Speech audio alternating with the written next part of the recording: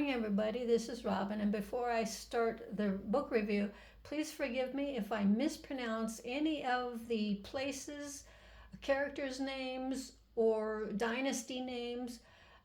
They're tongue twisters as far as I'm concerned. This is like the fourth time I'm trying to get this video recorded because I keep on mispronouncing things. So please forgive me. It is not intentional. Now let's get started. Fire and Blood, author George R.R. Martin, copyright 2018, publisher Bantam Books, a division of Random House. Total pages 706, illustrations Doug Wheatley. Now Fire and Blood is the first published in 2018, is a historical chronicle of the events of the Tarragon dynasty, who are considered pure Vulgarian blood, dragon lords of the ancient lineage in Westeros 300 years before the novel A Song of Ice and Blood. And for the reader, it serves as a companion and foundation for the likes of George R.R. Martin's other novels, including the TV series The Game of Thrones. Through the perspective of Archmaster Gillipan, a fictional author and narrator of Fire and Blood, is a scholar at the top of the hierarchy in the scholars of Westeros. An historian who is a source of information most of his information though comes from a court jester who chronicles his own dramatic version of the truth and just mostly is unreliable. Now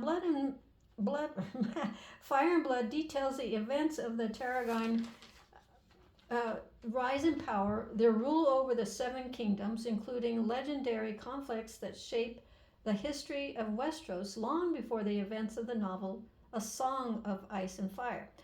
With Aegon, the conquerors of unification of Westeros, only achieved by the help of his sisters and their dragons, reign over his descendants as if they experienced the darkest side of war and betrayal. Now, the section about the dances of the dragons is tough Tarragon civil war between rival factions of the royal family and the tragic cost of loyalty if it goes unchecked. Readers will encounter rulers of varied character. Some are weak and cannot make decisions. Some are wise and just, and while others bring stability, and those tyrants who enjoy cruelty. George R.R. Martin's writing is often suggestive, leaving gaps of time and interpretations that allow him to use that and mold that into his world of events and blend these with the story he is trying to write. I enjoyed the 6 sections of the book that detailed the dying of the dragons, and those include the blacks and greens, the sun for a sun, the red dragon and gold, Rhianna trumps Rhianna overflow, and the short and sad reign of Aegon, which all include beheadings, battles, and dragons eating the chopped off heads of those beheadings. Be sure to check out also the back of the book. There is a lineage and a family tree that shows so much information. Which for the historical readers and fans of this type of book, and then the Game of Thrones will especially love to check out that information. Now, I'd like personally to give a shout out to the illustrator Doug Wheatley for his superb, impressive black and white illustrations throughout the book.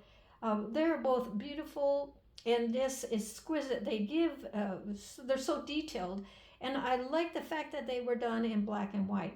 I imagine just to show the ancient times and the illustrations of that, to show the time and the era of that, because there was no color in those times. But anyway, I'm also of any fan, and me too, any fan of epic medieval fantasies will appreciate the political intrigue, the drama, the nobility, and the oath of loyalty as one offers their life for the Tarragon dynasty.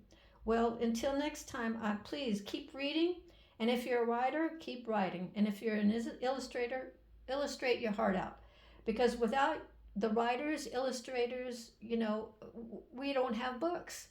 So I appreciate every effort that each writer and illustrator and the book designers and every cover designers, I mean, each one takes, it takes so much time for the process of an entire book to get published.